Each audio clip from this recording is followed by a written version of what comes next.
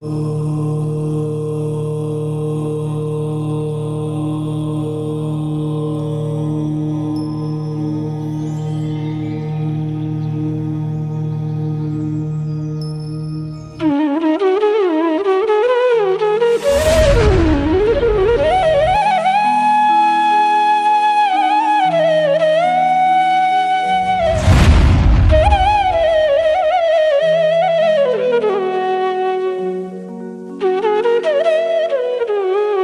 हाथ, एक सीना और एक सिर।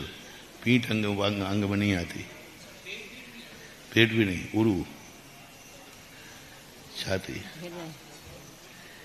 ये अंग है। और उपांग जो हैं सभी उपांग बहुत हैं।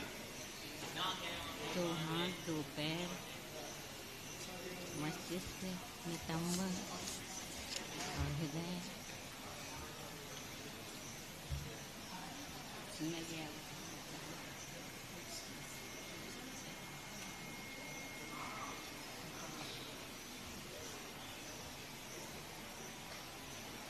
कसाय और नौ कसाय में क्या अंतर है?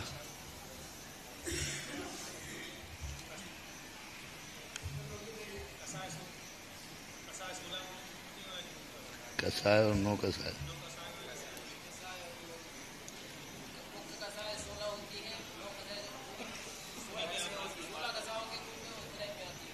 अंतर क्या है?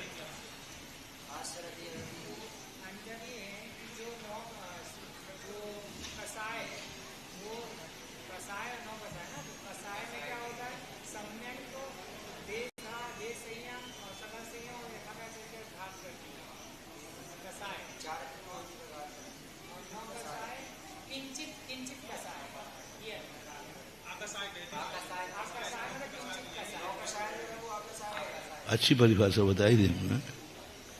चलो बोला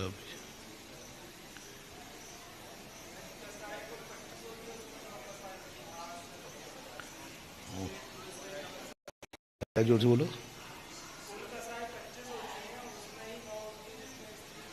इनको नौ क्यों कहते हैं? कसाय और अकसाय, नौ कसाय क्यों किया? ये ईशद कसाय क्यों है?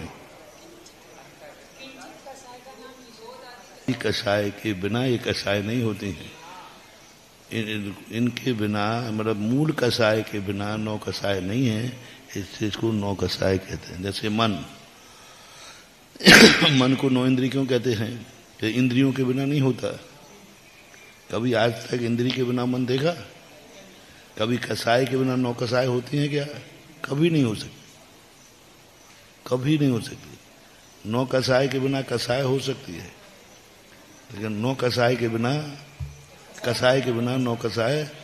तो ईसद कसाय का अर्थ है अपना ये मूल अस्तित्व नहीं रखती। इसी प्रकार नौ कर्म, जहाँ जहाँ नौ कर्म लगा हो वहाँ अर्थ समझना किसी न किसी के अधीन है। नौ कर्म, कर्म के बिना नौ कर्म। जैसे अपना शरीर, ये नौ कर्म है, क्या कर्म के बिना हो सकता है? इसकी रचना कौन करेगा? नाम।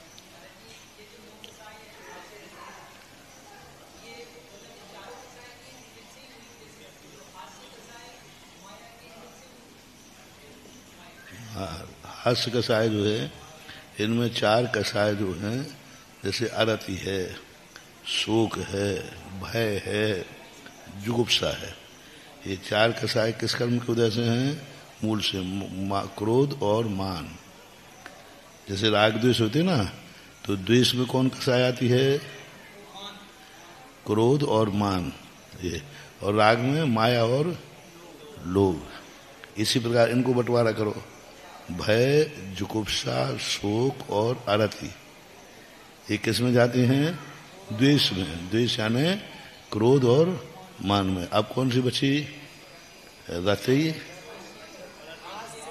आश, रति, स्त्री वेद, पुरुष वेद, नपुंसक तीन, ये बचे पांच। ये सब किस में जाएंगे? राग का नहीं, राग में यानी माया और लोभ में। तो ऐसा बंटवारा करना।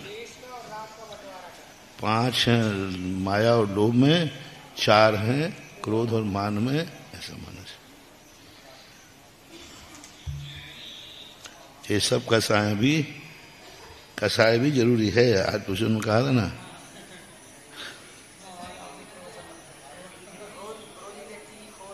बहुत अच्छी चीज है। अब सब अभी बता दें।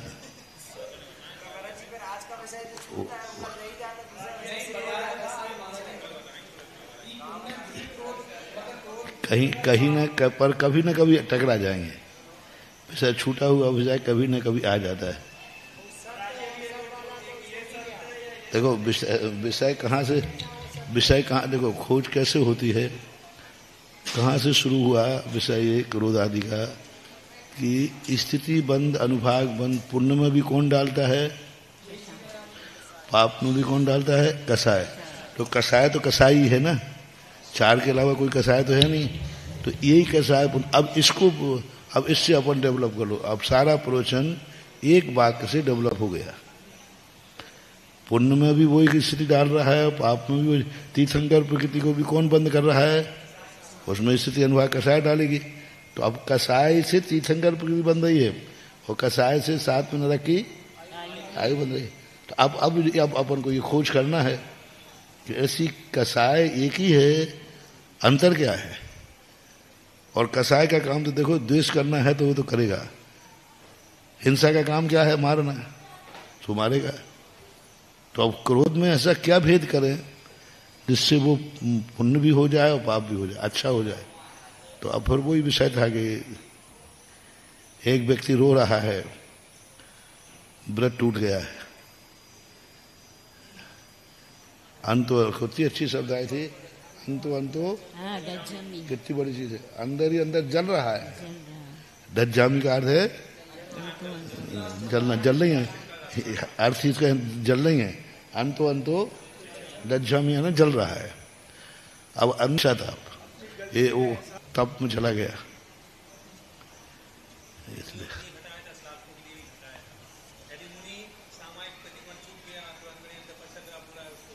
हाँ, पश्चाताप कर रहा है, उसका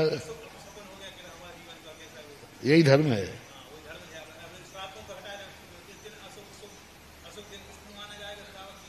सबसे अशुभ दिन कौन सा है? हाँ, तो जब अब उस दिन को अशुभ मान रहा है, ये है सही श्रद्धा, वास्तविक श्रद्धा। हाँ, आचार्य ने कहा उस समय हम लोगों ने सोचा कि हम लोग भी समझते थे कि भाई तार और ध्यान क्यों, अपन यही कह रहे भैया तार और ध्यान क्यों कर रहे हो, आ गया अंत आ गया। तो आचार्य ने कहा कि नहीं, आर और ध्यान नहीं है, यही उसका धर्म ध्यान है। और क्योंकि वो धर्म के लिए रो रहा है, महाराज का अंतराय हो गया। हाँ, मेरा अंतराय, हाँ महाराज रो जाए तो आर और ध्यान है। हाँ, ये भी ध्यान रखना है, नहीं तो उसको रोने की छूट दे दी तो अपन भी रोने बढ़ जाओ।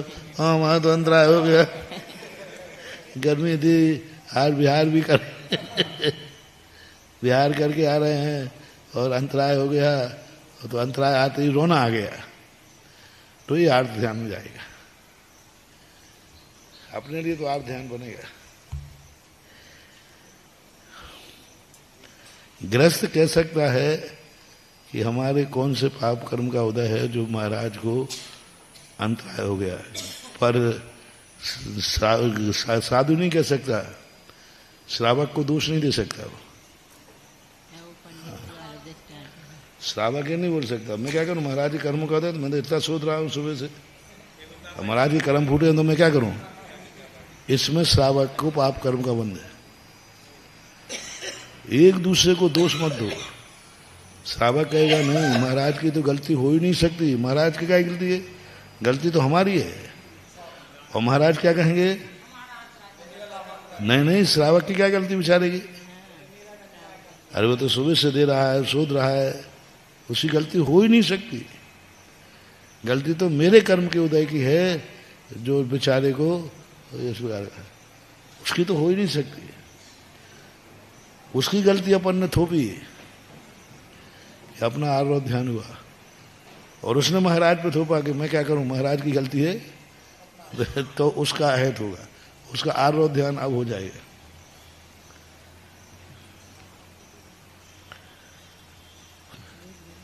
जितने की तीव्र कषाय अशुभ बंध के लिए चाहिए, उतना ही तीव्र बंध के लिए भी कषाय चाहिए, तीव्र कषाय चाहिए। छोटी मोटी कषाय नहीं, बहुत तीव्र कषाय चाहिए। पुण्य बांधने के लिए भी तीव्र कषाय है।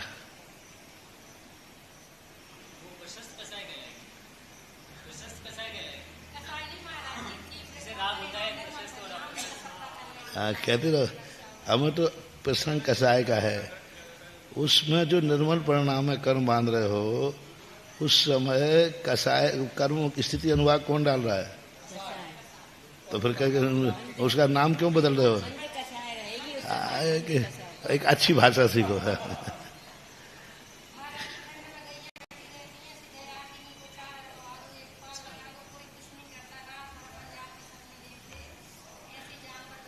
कषाय के बंधेगा नहीं, और तीव्र कषाय पुण्य को भी चाहिए। तीव्र बंद करना है, उत्कृष्ट बंद करना है, तो कषाय का भाग उत्कृष्ट होना चाहिए नहीं? तो क्या वहां भी तीव्र कषाय करना पड़ेगी। कौन है? अरे इतना राग भाव, इतना राग भाव, कोई उत्साहित तो राग है, राग भाव है भगवान। ठीक है, वो राग को, आग बुरी ही होती है, आग जलाती ही है, सो बात नहीं, आग पकाती भी तो है, आग प्रकाश भी तो देती है। आग से खरा सोना, खोटा सोना खरा हो जाए। पर आग मानने में देखो, नु नकार मत करो, आग है तो है, हाँ, पर वो अलग, लेकिन राग है, कर्म का बंध होगा, चाहे सोने की बेड़ी बंधे, चाहे लोहे की बंधेगी तो। और बंधन नियम से अपराध है, अपराध है तो कषाय है, बस ये। लेकिन महाराज श्री जिनेन्द्र भगवान के शासन की प्रभावना के लिए कारण हुआ, ये तो अपना पर अभिप्राय बदल दिया, बाकी कषाय तो है। तो अपना परिणाम तो यही है कि जिनेन्द्र वो अपने बेटे की शादी में लगा रहा है, तुम भगवान की प्रभाव में लगा रहे। वो भी कह रहा है कि अच्छी बढ़िया बाजे होना चाहिए, बढ़िया बहुत अच्छी भाव होना चाहिए। पहले हमारे एक ही बेटा है, वो भी पूरा जी जान लगा रहा है। इधर तो अपन लोग भी लगा रहे हैं, नहीं बहुत अच्छी प्रभावना होना चाहिए, हाँ बिल्कुल ऐसी प्रभावना होना चाहिए कि लोग दांतों तरह। दोनों की बाहरी क्रिया में क्या अंतर है? वो भी पूरी तैयारी कर रहा है। अभिप्राय में बस, मतलब कषाय कोई फर्क नहीं है, अभिप्राय से वही कषाय प्रशस्त है, अभिप्राय से वही कषाय अप्रशस्त है। नहीं, कल का तो महिला सम्मेलन से भी उसका मूल कारण था मुरारी से उठाना। अपन ने कटरा से उठाया था, तो क्या जहां से जुलूस उठता है ना, वहां प्रभावना नहीं होती, और जब तक आगे बढ़ता समाज खत्म हो गई।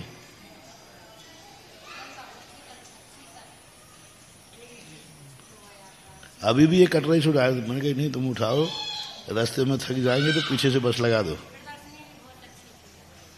एक से एक प्रदर्शनी थी। महाराज जी आ गया तब देख रहे हैं।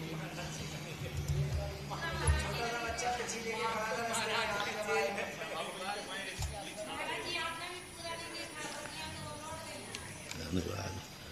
हाँ, 40% लगभग नहीं देखा। अब अपन फिर वहाँ विजय टाकीज के यहाँ से अलग होते तब देख पाते, ठीक है। पर वहाँ अपन खिसकने से जुलूस, अपने खिसकने के बाद जुलूस बिगड़ गया, पीछे से सारे लोग पर वो भी गड़बड़ हो जाता। चलो ठीक है, कहाँ थे?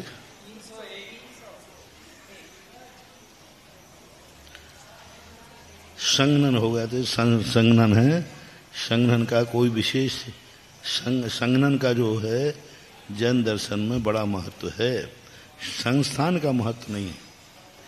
संस्थान का धर्म से कोई लेना देना, लेकिन संगनन जो है धर्म तक, और 3 नीचे के सिंह संज्ञा ऊपर है ना, प्रथम द्वितीय तृतीय, वज्र सम नाराज संज्ञन, वज्र नाराज संज्ञन और नाराज, ये 3 संज्ञन 11वें गुण स्थान तक पाए जाते हैं। और 3 संज्ञन अर्धनाराज ये 7वें गुण स्थान तक पाए जाते हैं। असम प्राप्त सिपाट का संज्ञन वाला भी मुनि बन सकता है। 7वें गुण स्थान तक असम प्राप्त सिपाट का संज्ञन हो सकता है। 3 संस्थान के संज्ञन, संस्थान समचतुर संस्थान के अंतर्गत में जघन्य भेद, उत्कृष्ट भेद, उत्कृष्ट में नहीं आएगा, जघन्य में आएगा। संस्थान आगम के अनुसार तो नहीं बदलता।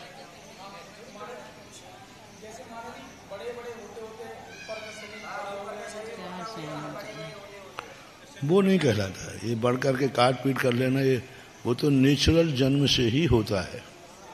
अब किसी का एक्सीडेंट हो गया, अब सुनो, एक्सीडेंट हो गया, अब वो खड़े ही नहीं हो पा रहा है, यूं चलता है, वो एक्सीडेंटल केस होते ना ऐसे, तो वो उससे संस्थान नहीं बदला। अब जिसका मस्तिष्क डिस्टर्ब हो जाता है एक्सीडेंट में, वो देखो कैसे चलते हैं, उठ ही नहीं पा रहा है और यूं हाथ करके यूं उठ।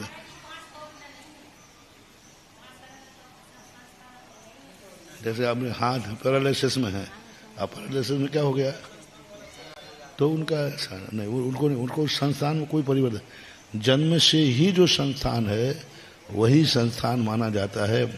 बाद में जो हाली बीमारी के अनुसार हो जाए उससे कोई नहीं माना। नहीं, वो कोई सुख नहीं, वो झुकने से हो गया, वो किसी का वो तो जन्म से ही नेचुरल ही रहेगा।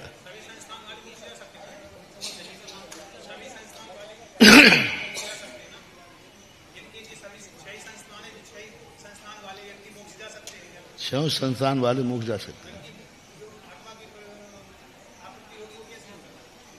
जैसी होगी वैसे होगी, वैसे होगी, तो उसमें क्या कोई सुख, उनके सुख में तो अंतर आने वाला है। संज्ञन जरूर, जो अपना संज्ञन में आज अपना संज्ञन की जो 48 मिनट के अधिक आसन लगा लेगा, एक आसन बिना हिले बिना, उसका संज्ञन तीसरा है, चौथा है, मतलब ऊपर से चौथा, नीचे से तीसरा है। और जितना जितना असम प्राप्त वाला कितने प्रयास कर लेना, वो 48 मिनट से ज्यादा एक आसन से नहीं बैठ पाएगा, एक आसन से नहीं बैठ सकेगा। और यदि वो ड्योड़ा कर लेता है तो दूसरा, और दूना बैठ जाता है तो तीसरा। अब आप लोग अपने अपने संज्ञन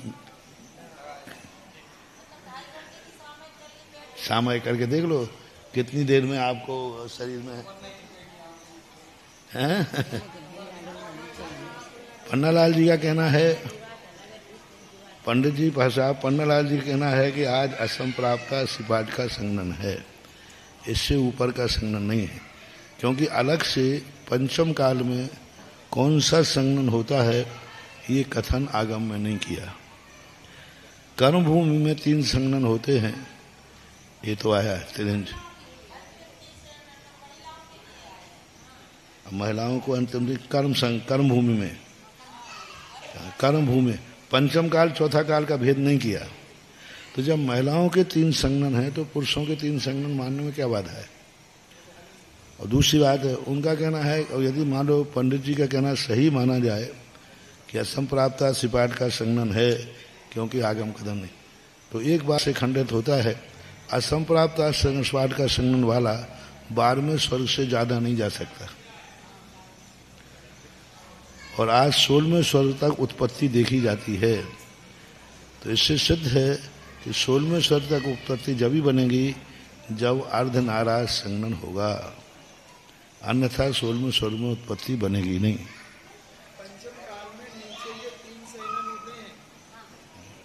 यही कह रहा हूं, तभी 16वें स्वर्ग की उत्पत्ति बनेगी, तभी छठे नरक की उत्पत्ति बनेगी। छठवां नरक भी असंप्राप्ता सिपाट के संगन वाले को नहीं मिलता। अर्धनाराज वाला छठे तक जा सकता है।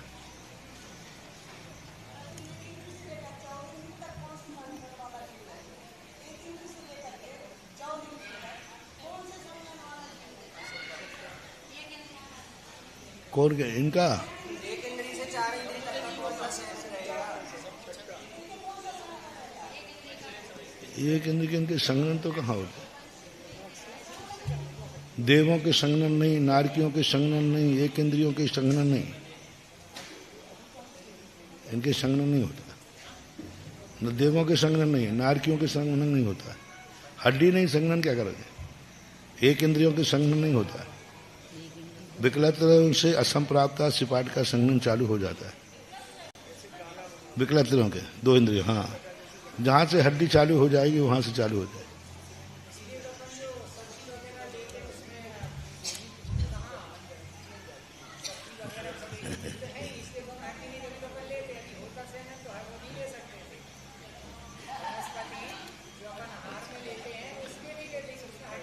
हड्डी मांस उसमें है ही नहीं, नसें में। सही है,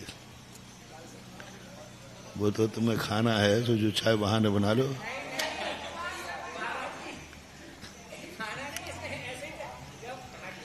लिखा है तो तुम्हारी गलती नहीं करो, इसी में लिखा है।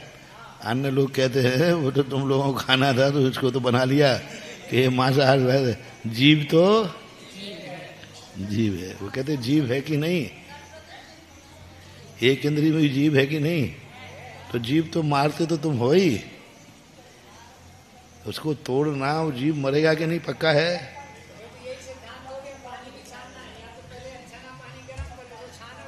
नहीं ये नहीं, वो तो सब में जीव मारना ही पड़ेगा।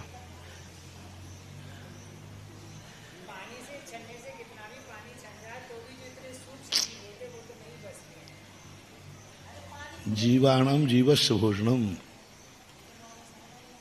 जीव का जीव ही भोजन है, बन ही नहीं सकता, मारना ही पड़ेगा। अब यहां ये बचाव प्रयास मत करो कि हम जीव नहीं मारते। बिना जीव मारे बिना पानी, एक इंद्री जीव है पानी, उसको मारे बिना तुम प्रासव नहीं करोगे। वनस्पति है, वायु का है, सब है।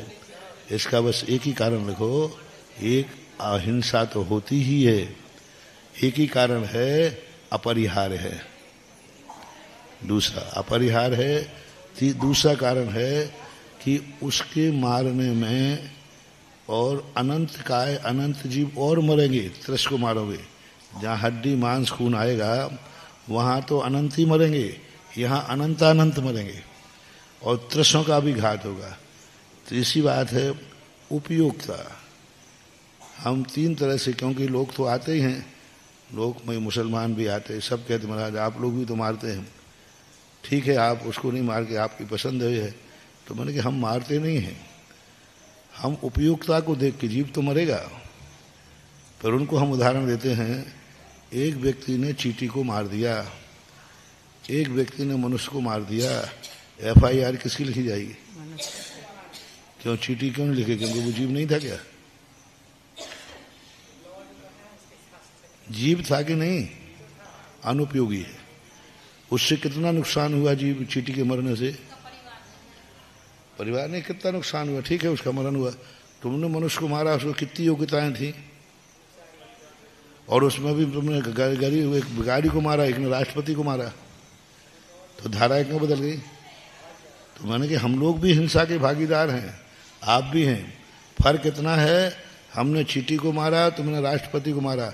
तुम्हें राष्ट्रपति की मारने की धारा लगेगी और हमें चींटी मारने की धारा लगेगी, बस इतने वो समझ जा दो महाराज, अब समझ में आ गई।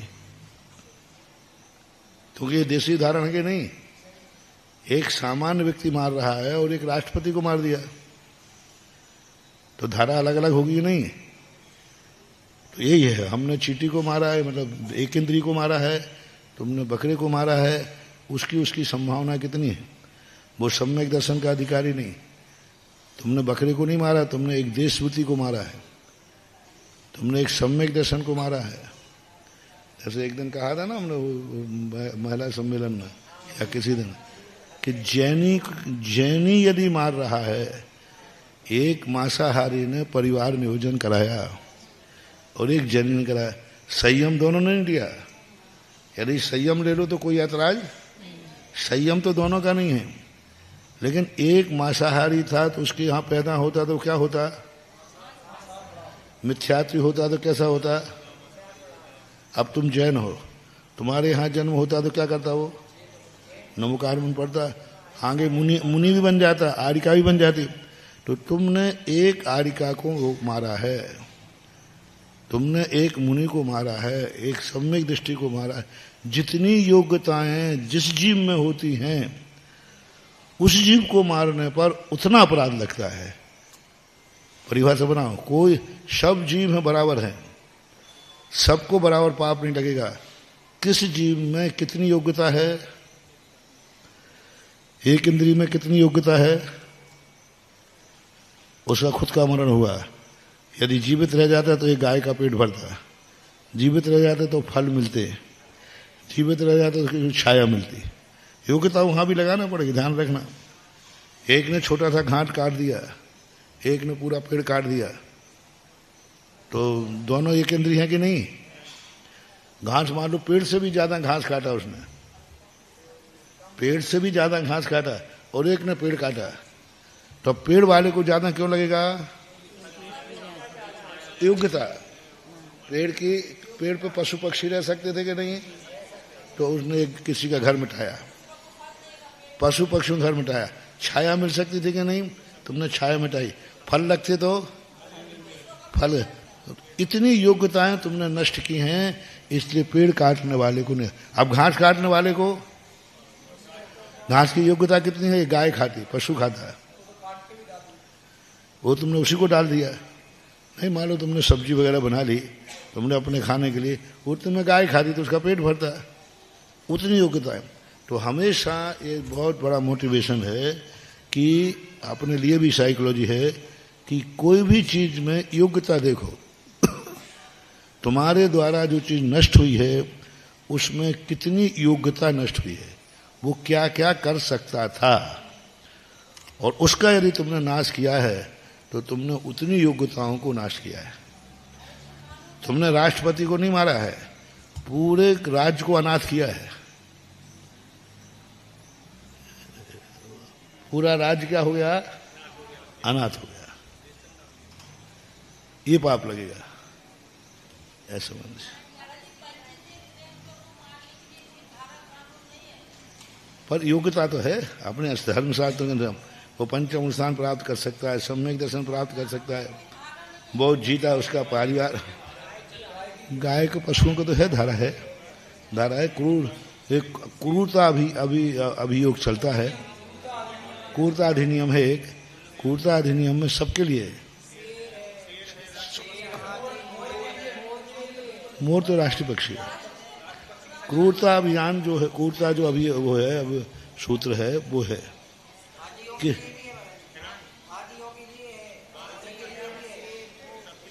क्रूरता नाम का जो अधिनियम है वो चींटी के लिए भी है। आप उसको क्रूरता नहीं कर सकते। मारना अलग चीज है, क्रूरता करना अलग चीज है।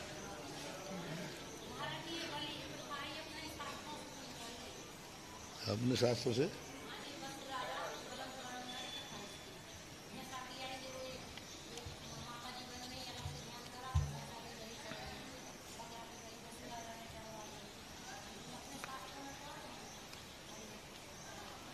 बलि प्रथा, वो श्री कृष्ण की बहन थी ना, वो नाग छपरी, वो मरी तो 3 उंगलियां छूट गई, वहां पर शेर खा गया, तो उन्होंने तब से वो त्रिशूल चल गया, तो उन्होंने 3 उंगलियां गाड़ करके वहां बलि चढ़ाना शुरू कर दिया।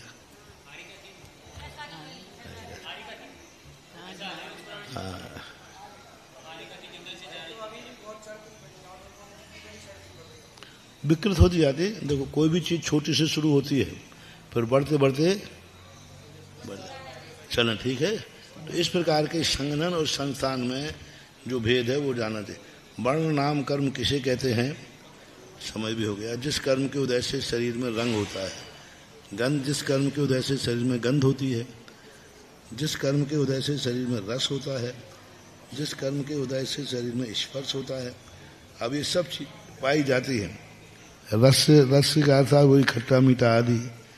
आनुपूर्व नाम कर्म कर से कहते हैं जिस कर्म के उदय से आत्मा के प्रदेश मरण के पीछे जन्म के पहले मार्ग में विग्रह गति में मरने से पहले शरीर का आकार रहते हैं। अब देखो इसका उपयोग कब किया है इन्होंने मात विग्रह गति में, और इसका उदय कहाँ तक बना रहे, तो इसका काम क्या है, बस शरीर का आकार बनाए रखना ये है। लेकिन इसका मूल उपयोग कहाँ है, विग्रह गति में।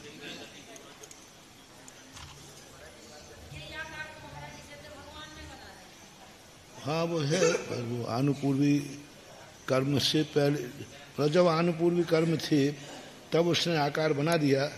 13वें गुण स्थान के बाद आनुपूर्वी है नहीं, बना रह गया जो कहते।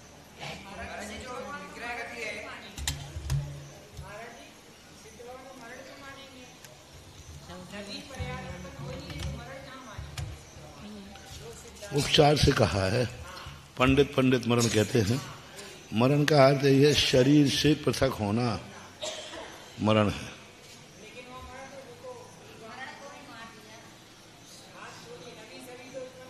इसलिए अपन उसको निर्माण बोलते हैं। महाराज जी, जो ये विग्रह गति में जब तक जीव रहता है उस समय श्वासोच्छ्वास ग्रहण करता है। श्वासोच्छ्वास नाम कर्म का उदय रहता है, उदय रहेगा, कर्म का उदय रहता है। प्राण जस क्यों 3 समय तो है, कितना समय यहाँ तो अपन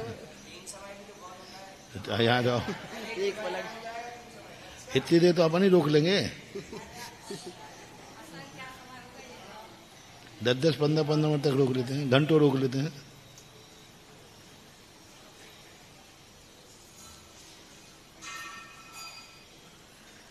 अपन श्वास नासिका से नहीं ली जा रही है। हाँ ये तो एक्स्ट्रा है, ये मत समझना कि श्वास अपन नासिका से ले रहे हैं, संपूर्ण शरीर से रहते हैं। हाँ वो तो एक्स्ट्रा, या जो अपन को क्या है एक्स्ट्रा चाहिए, तो नासिका से एक्स्ट्रा श्वास होती है। अपन इसी के बल पर जिंदा नहीं है, हाँ? ये श्वास से दामना। श्वास अलग चीज है, प्राण है। श्वास ये प्राण है, और श्वास नाम कर्म, वो नाम कर्म अपन को देखने में नहीं आ रहा। श्वास नाम कर्म अलग है, और श्वास पर्याप्ति अलग है, और श्वास प्राण अलग है। श्वास नाम आया था ना 53, हाँ उसमें श्वास एक है, और पर्याप्ति में श्वास अलग है, पर्याप्ति और प्राण अलग है। कार्य और कारण, पर्याप्ति कारण।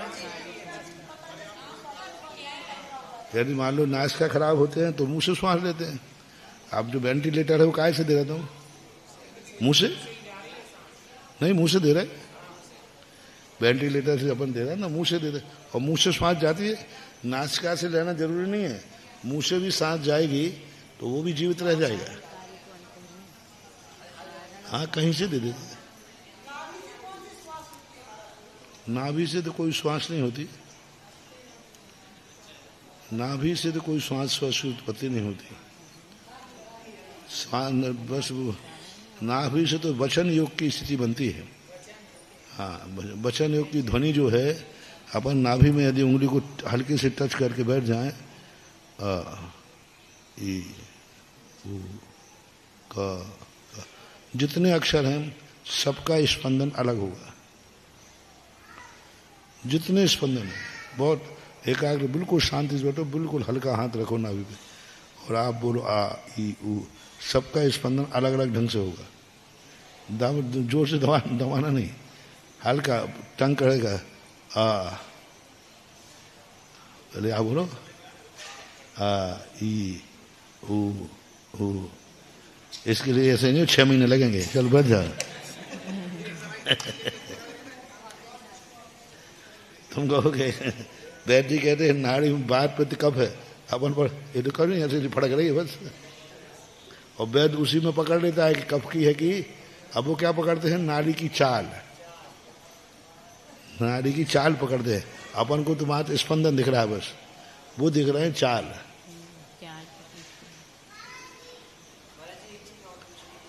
अनुपूर्वी नाम का भी इसमें दिया है, मरण से पहले के शरीर के आकार रहते हैं। तो मतलब यदि कोई व्यक्ति लेटा लेटा मरा तो उसका आकार लेटा लेटा रहेगा। जब वो जैसे ही 14वें 13वें गुण स्थान में पहुंचेगा तो एक अंतर में विश्राम करेगा, उस समय वो सीधा हो जाएगा, क्योंकि 14वें गुण स्थान में उपसर्ग नहीं है। सामान्य जीवों की अपेक्षा नहीं रहेगा, जिनका तीसरा चौथा दूसरा गुण स्थान है, उनके लिए जैसे कोई भी सामान्य मनुष्य मर गया, वो बिस्तर पर लेटे लेटे मरा, अरे उसके प्रदेश ऐसे निकलेंगे, ऐसे ऐसे ही प्रदेश निकलेंगे। हाँ, ऐसे जाएंगे। मरा तो बैठे बैठे निकले। हाँ, बुद्धि साधन मरण करते समय आत्मा के प्रदेश अनुश्रेणी गति से निकलेंगे। पर जिस हालत में है, मान लो उसको इधर जन्म लेना है, इधर तो ऐसे सीधे निकल जाएंगे ऐसे। मान लो अपन बैठे हैं लेटे हैं, तो लेटे लेटे में वो इनसे निकल रहा, मान लो वो ऐसा ऐसा उकड़ू करके लेटा है, हाँ मतलब पैर उसके, तो वो उकड़ू में ही आत्मा के प्रदेश निकल जाएंगे, लेकिन जाएंगे श्रेणी से। लेटा है तो लेटे में जाएंगे, बैठा है तो बैठे में जाएंगे, जैसा है बस वैसे के वैसे आत्मा के प्रदेश निकलेंगे। पर वो अपना एंगल पहले अनुश्रेण से जाएंगे, फिर वहां त्रियक जाएंगे तो वहां एंगल बना लेगा, धागे के समान ऐसे। तो वो सोने लेटा हुआ तो लेटे चला, जैसे हमारे ऊपर जाना है यहीं पे, तो सीधा कर लेटा हुआ ऐसे चला जाएगा सीधे। सर्वांग से ही निकलते, नहीं नहीं नहीं नहीं, ये तो वो तो जिस समय प्राण निकले उस समय आंख खुली थी तो खुली रह गई, मुंह खुला था तो खुली रह गई। तो तुम जो चाहे, तुम्हारा मुंह है, जो चाहे बोल लो। अपना जब आंख खुली थी तब प्राण निकले, आंख खुली थी तब प्राण निकल गए।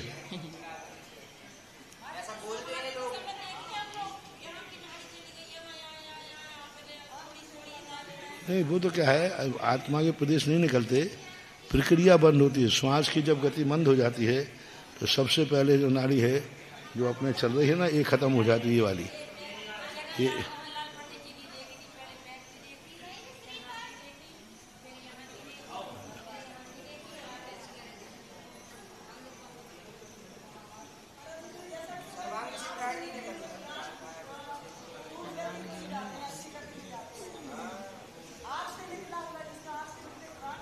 नहीं नहीं, ये सब कहावत है, आगम नहीं। प्राण निकलते कहाँ से है महाराज जी? यहाँ से अलग निकलेंगे, यहाँ से अलग निकलेंगे, यहाँ से अलग। एक साथ एक साथ एक साथ एक साथ एक साथ ही निकलते हैं पूरे के पूरे, जहां भी निकलेंगे एक साथ ही, एक भी प्रदेश आगे पीछे नहीं होगा, पूरा एक साथ सांचा का सांचा निकलेगा।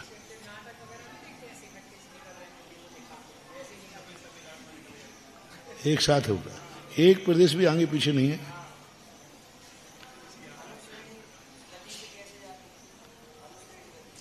अनुसंधिक आकाश प्रदेश में पंक्ति है, ऐसी रास्ता ऐसा है, तो या तो यूं जाएंगे या यूं जाएंगे, बस या यूं जाएंगे या यूं जाएंगे।